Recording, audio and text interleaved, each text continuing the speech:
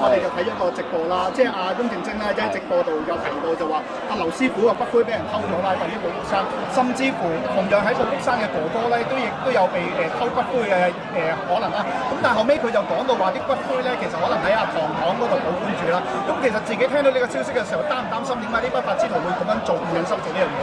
咁都覺得即係好可能係一啲即係之前有啲嘢啦，我諗佢哋係有啲恩怨咁咯嚇。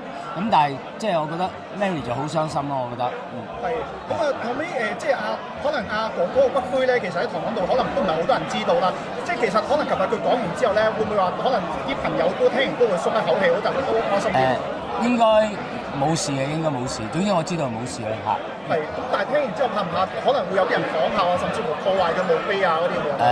我覺得真係佢有佢嘅福報，應該保護到嘅嚇。但係之前其實有冇話聽過類似一個，譬如話可能陳太啊，甚至乎可能相關朋友收咗啲可能俾人勒索嘅消息，當然大家唔知道骨灰喺邊度。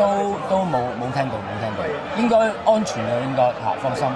咁但係琴日聽到類似嘅消息，可能因為下一個目標可能都有陳百強都可能已經係下一個目標啊，有消息傳。咁啊，其實聽完之後會唔會都好擔心？我諗擔心就一定會㗎啦，不過而家警方都處理中咯，應該係安心翻好多應該。即係其實都想問下咧，其實哥哥嘅骨灰當其時係咪都好保密？即係唐堂 keep 住係保密好保密嘅事嚟㗎？我都唔係好知啊，唔係好知嚇。